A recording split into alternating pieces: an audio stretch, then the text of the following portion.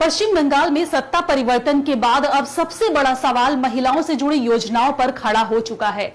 अब तक लक्ष्मी भंडार के तहत महिलाओं को हर महीने आर्थिक सहायता मिल रही थी, लेकिन चुनावी नतीजों के बाद इस योजना का भविष्य क्या होगा, इस पर सस्पेंस बना हुआ है। बीजेपी ने अपने वादों में 3,000 रुपए तक की सहायता देने की बात कही थी, लेकिन यह योजना कब और कैसे लागू होगी ये अभी तक पूरी तरह से स्पष्ट नहीं हो पाया है। इससे जुड़ी किसी भी तरह की जानकारी सामने नहीं आई है। ऐसे में महिलाओं के बीच असमंजस की स्थिति बनी हुई है। क्या उन्हें पहले की तरह लाभ मिलता रहेगा या नियम पूरी तरह से बदल जाएंगे? देखिए ये रिपोर्ट। 1500 से 3000 तक का सफर बंगाल की महिलाओं के लिए क्या बदलने वाला है पूरा हिसाब? पश्चिम बंगाल में चुनावी नतीजों के बाद अब चर्चा सिर्फ सत्ता परिवर्तन की नहीं बल्कि आम लोगों खासकर महिलाओं पर उसके असर की भी हो रही है। लक्ष्मी भंडार योजना, जिसके तहत महिलाओं को हर महीने 1500 रुपए मिलते थे, पिछले कुछ सालों में लाखों परिवारों के लिए एक आर्थिक सहारा बन चुकी थी।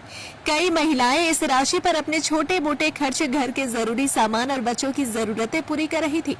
लेकिन अब जब सत्ता बदलने की चर्चा है तो यह सवाल भी तेजी से उठ रहा है कि क्या यह योजना जारी रहेगी। कुछ लोगों का मानना है कि नई सरकार पुरानी योजना को बंद कर सकती है या उसमें बदलाव कर सकती है।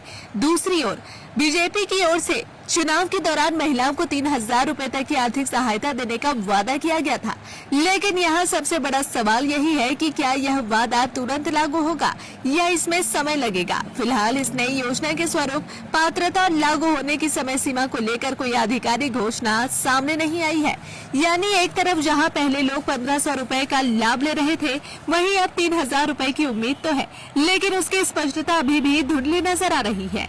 ग्राउंड पर बात करें तो कई महिलाएं इस समय कंफ्यूजन में है। उनका कहना है कि अगर पुरानी योजना बंद होती है और नई योजना लागू होने में देरी होती है तो बीच का समय उनके लिए मुश्किल भरा हो सकता है। राजनीतिक विश्लेषकों का मानना है कि यही वह दौर होता है जब सरकार को बेहद सावधानी से फैसले लेने होते हैं, क्योंकि सीधे जनता की जेब और भरोसे से जुड़ा मामला है। इसके साथ ही यह भी देखा जा रहा है कि इस बार महिलाओं ने सिर्फ आर्थिक लाभ के आधार पर वोट नहीं दिया, बल्कि सुरक्षा, सम्मान और अन्य मुद्दों को प्राथमिकता दी। ऐसे में नई सरकार के सामने चुनौती सिर्फ वादा पूरा करने का नहीं बल्कि भरोसा बनाए रखने की है।